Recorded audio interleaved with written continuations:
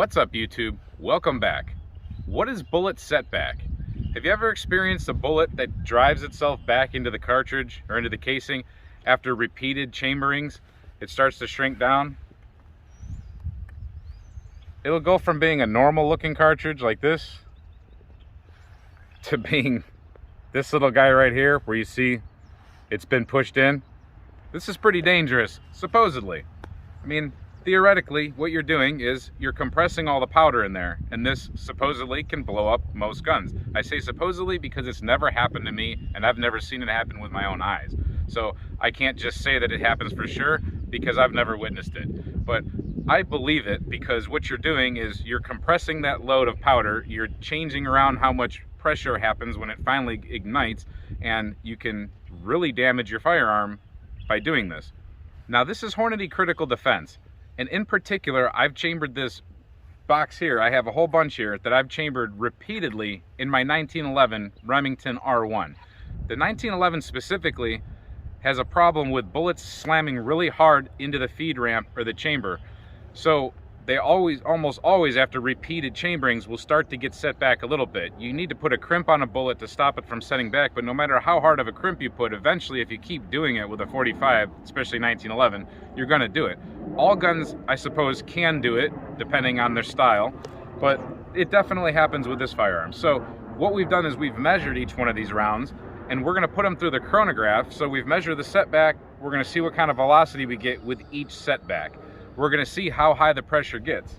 So the gun we're gonna be using today is chambered in 45 Super. So it's made to handle really hot 45 loads, way past plus P.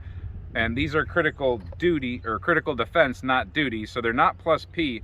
By the time they get set back, as far as some of these are, I'm sure they are getting to plus P. We're gonna see what it looks like on the chronograph, but I really don't feel that we're gonna have a problem with this firearm. I guess we're gonna have to see, but never try this at home. If you have setback bullets, the recommendation is to either tap them back out with a kinetic puller and get them back to the right length and then just shoot them as range ammo, or get rid of them altogether, but don't carry them. And check your ammo. All of this ammo I have in here, especially even this one, I've just found by rotating ammo. This just happens on one loading, and I can't believe it. The first time it happened, I thought it was crazy, and then I kept doing it, and I watched it do this. This was after about probably 10 loadings of the same round just to see what would happen. So critical duty and critical defense, I've seen it happen with the duty also. It's just not the best for a 1911, at least not with multiple chamberings. It feeds great initially, but you have to watch it because every time it knocks it back just a hair. I guess it depends on the style of feed ramp and chamber you have, but just keep an eye on it. So let's get to shooting. So going in order, we have a brand new Hornady Critical Defense, and that's at 1.25 inches. That's how it comes out of the factory. Then we go to 1.23, 1.22, 1.20, 1.19, 1.15, and then 1.10. That is severe. So we might not get here. We'll see what the velocities look like, and we'll see what the pressures look like. Now this is a 185 grain bullet with an advertised muzzle velocity of 1,000 feet per second.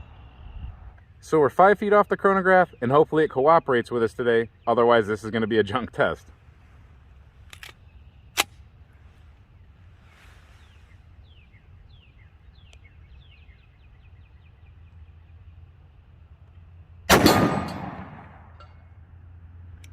.994, that's really average velocity for this round. Lock back the slide.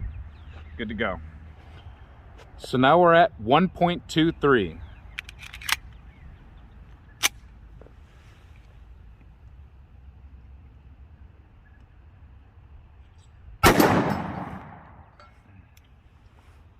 Now that went up to 1028. Let's take a look at the brass. Nothing crazy, no super pressure signs, a little bit of a flattened back of the primer, that's it. So sorry we had a camera glitch, but anyway, we shot that one at 1068 and it landed right at our feet. Primer looks good, case looks good. Let's move on. So this one is 1.19.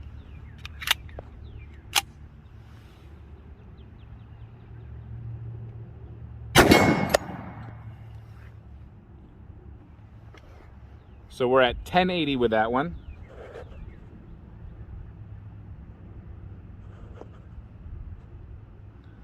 brass looks good. The primer might be slightly flattened, but not much. All right, now here's where things might get a little shaky. We're at 1.15. That's set back pretty far, as you can see.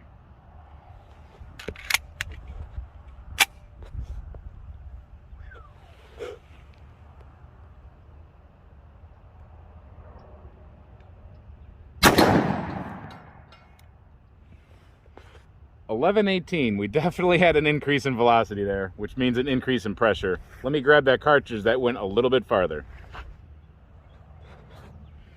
Nothing really looks terrible on the brass, and nothing really looks terrible on the primer, just a little bit flattened out. All right, this is the last one I have, or the deepest one I have set back. This is 1.10. That thing is really set back. We've increased velocity for sure. Let's see what this does. And that might have just set it back even more.